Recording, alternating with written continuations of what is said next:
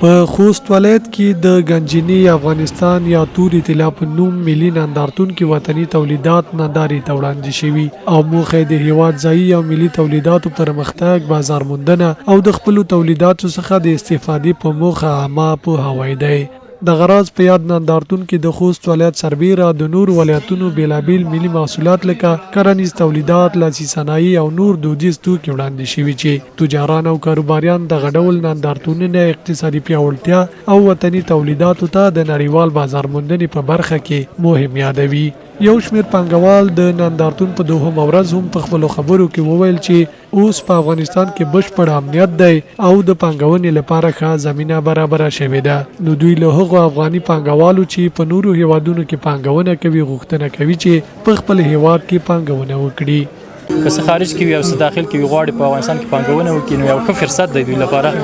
نو موږ هم کوشش کوو چې په نورو برخو کې هم فعال اوسو او خپل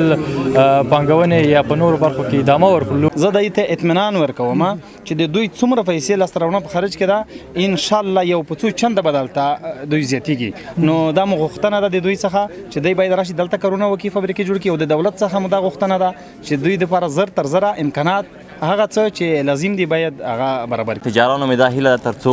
په دې بخش کې نور هم پانګونه وکړي، د تولیدات زیات کړي ترڅو خپل هیواد خو په همدغه تولیداتو باسیا کړي او په دې هیله یو ترڅو دولت هم دغه لپاره کوي ترڅو خارج ته هم دغه صادرات او دغه برخې یعنی ولیږو ترڅو وارد کړو که نه. نو دا هغه څه دي چې ترڅو خپل هیواد لپاره هغه محصولات چې کوم دلته جوړیږي هغه په خپل هیواد کې همداشان خارج ته هغه ولیږو. د یادونې ده چې یاد نندارتون د خوست ولایت په فوټبال لوبغالي کې پرانیستل شوی چې 3 ورځې به دوام وکړي او د پنجشنبې په ورځ به پای ته ورسیږي.